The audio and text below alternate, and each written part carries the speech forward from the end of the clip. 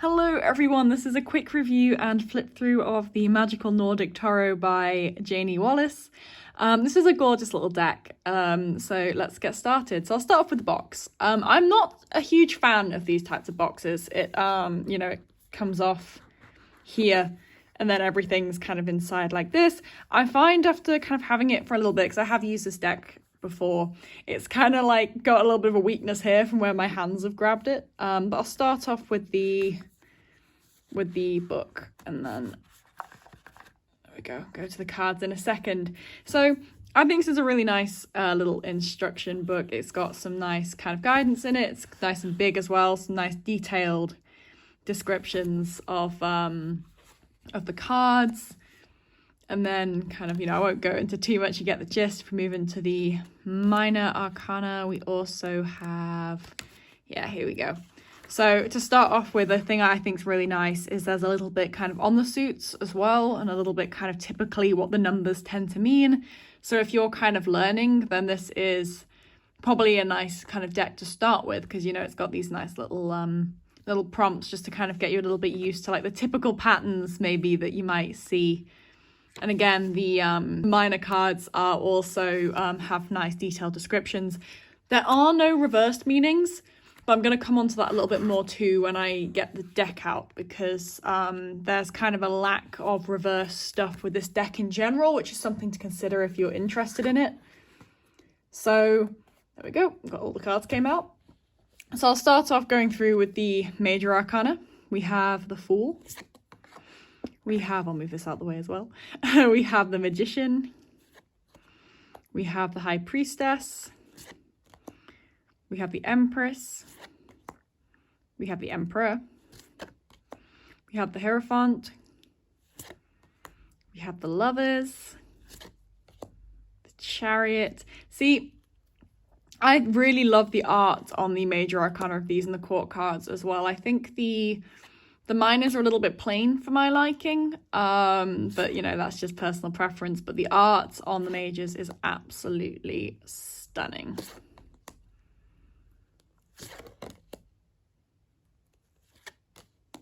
Yeah, absolutely stunning.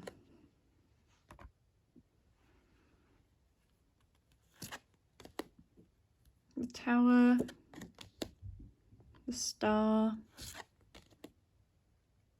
the Moon.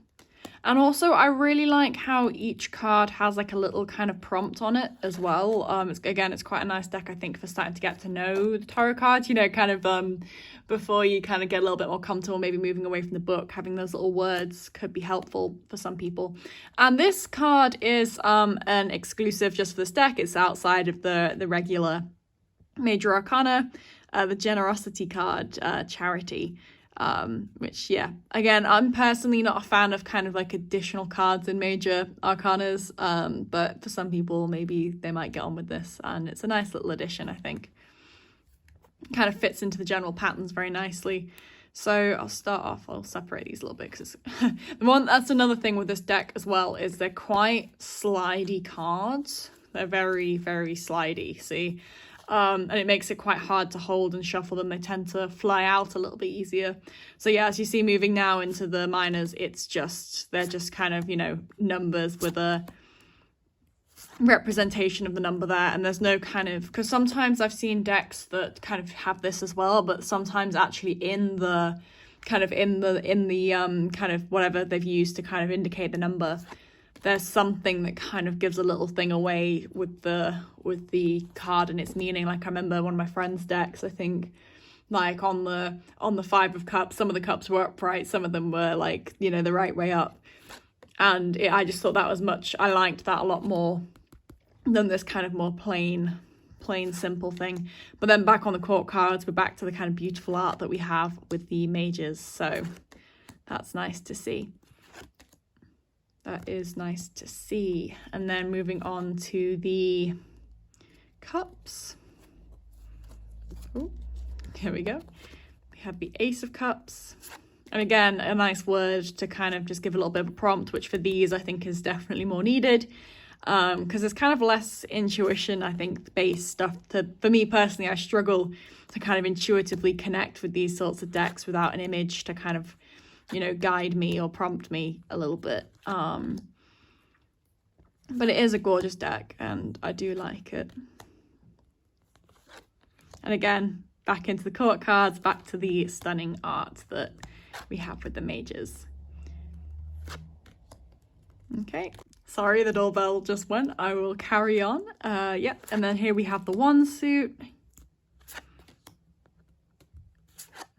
And again, you know, I like these background colors. I think these are really nice, but I think just the kind of the lack of art just isn't really my vibe. But that doesn't mean it's not your vibe, right?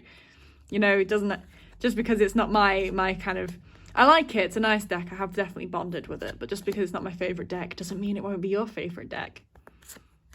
And I feel like the beautiful cards in this deck make up for the slightly plainer ones. And again, back at the court cards, the Page of Wands, the Knight of Wands, the Queen of Wands, and the King of Wands. I really like the kind of little animals. I like things with animals in. Makes me happy. I like animals. And then finally we have the Suit of Swords, which again, you know, and again it does definitely help to have these little words on there, just giving that bit of clarity where needed. I think it goes really nicely with the guidebook too. You know, kind of getting the kind of the general gist of each number and then having a little word to kind of prompt it and make it relevant to that suit. It definitely does help. So again, back to the court cards, and that, you know, I like how each one kind of has, each court card has its own animal kind of associated with it too. I think that's really nice. And then the King of Swords. So just before I kind of wrap up, all the cards have gone a little bit all over the place. Let's see what we have. There we go, that's better. The main thing, you know, just kind of talk about the quality of the deck and things like that. As I say, it is a very slippery deck. You know, it slides around a lot. It does make it quite hard to shuffle sometimes. You know, it does make it a little bit tricky to see, think they slide out, they flip over quite easily. Maybe if you had bigger hands than me, you might have a little bit of an easier time with this, but that is just something to bear in mind. Sorry, I just realised I didn't turn the light back on. That's not very helpful for you guys, is it? My other thing I'm not too keen on with this deck is, although the back of the cards are beautiful, you can tell if it's reversed or not, right? Like, this is upright, turn it reversed, and it's not like kind of symmetrical enough to kind of, you know, make it ambiguous, which kind of maybe could imply that this deck's not supposed to kind of be used in a reverse way.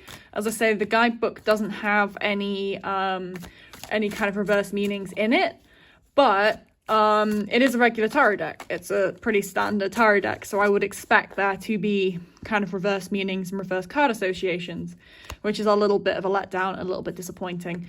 The cards, you know, they're good quality. They bend a little bit. There's, you know, a little bit of flexibility in there, but I've used them, you know, not loads. It's not one of my go-to decks, but I have used it, and the cards are all in really nice condition. They've not kind of, you know, been too battered or started to kind of get frayed at the edges, which is nice. So overall, I do like this deck. I think it is good if you're a beginner, but as I say, it does, the slidiness and the kind of the card backs is a bit of a drawback for me. So I hope this was helpful. I hope this was informative. Let me know what you think about this deck, or if you use it too. I'd love to hear your thoughts on it. And I will see you all very soon. Bye, guys.